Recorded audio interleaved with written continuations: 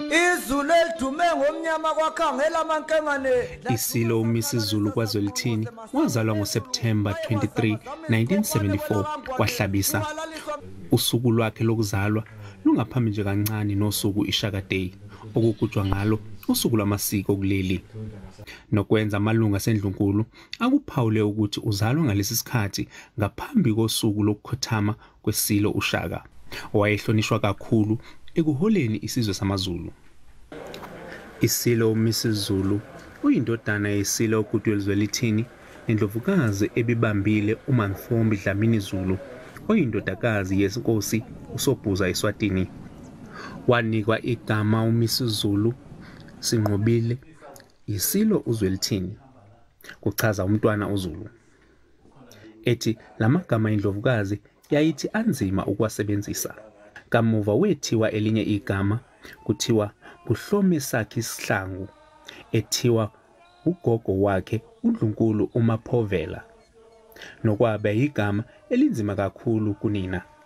Waqala ukufunda eSwatini e-Assemblies of God Primary, kamuva waya eSt Michael's Primary, kodwa inkosi uSobhuza wayengakujabuleli lokhu, ethi kufanele afundiswe isiZulu kanye namasiko. Manje ke mayesebona lengane sithathiswa kubelungu ukhuzi ababazo umkhulu wawo uSobhuza, thatha ingane yasebukhosini yegazi lobukhosi noyinikeza belu fundiso nazoyithola yesintu lapha ya. Cha ke mesuzulu mayesesuka lapho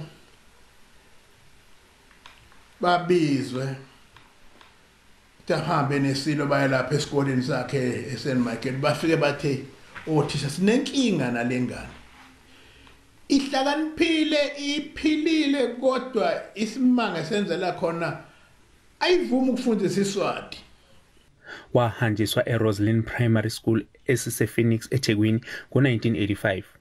Wathola umatikuletsheni esefunda eSt Charles College eseMgungundlovu, ekuyisikolo sabafana bodwa.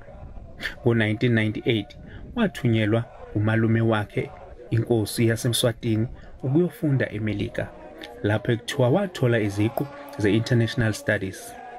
Uchazwe njengomuntu owakhula ezithobile futhi ehlonipha. Uvela ayigoqa bemncane ungabusazi ukuthi uzothini kusukela umuntu embona emncane ekhuleni kwakhe.